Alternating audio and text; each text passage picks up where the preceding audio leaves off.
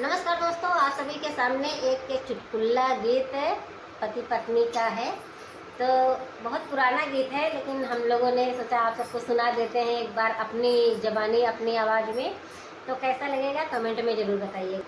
और आम महुआ के ऊपर आधारित है, क्योंकि इस टाइम आम महुआ सब कुछ फल ले रहे हैं, तो उसी पर आधारित यह गीत है।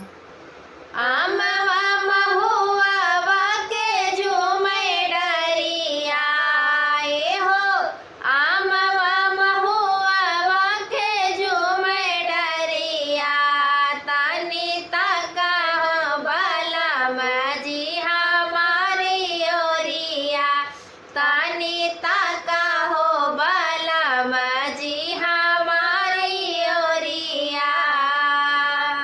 आमवा बौरी लागे महुआ कुचन लागे, आमवा बौरी लागे महुआ कुचन लागे।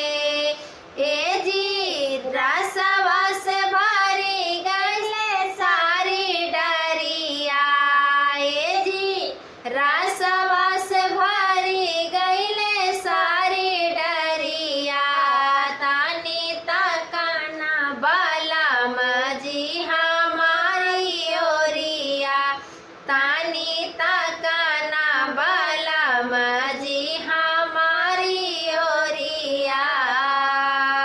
बीती गए फागुन गेहुआ काटन लागे, सरसों मटर खरिहावा सुखान लागे। बीती गए फागुन गेहुआ काटन लागे, सरसों मटर खरिहानवा सुखान लागे।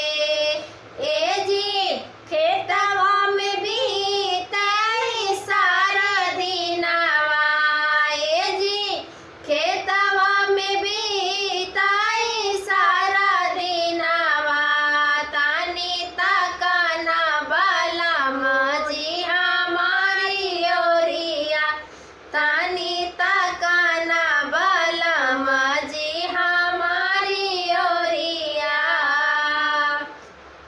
तो कैसा लगा कमेंट में बताइए।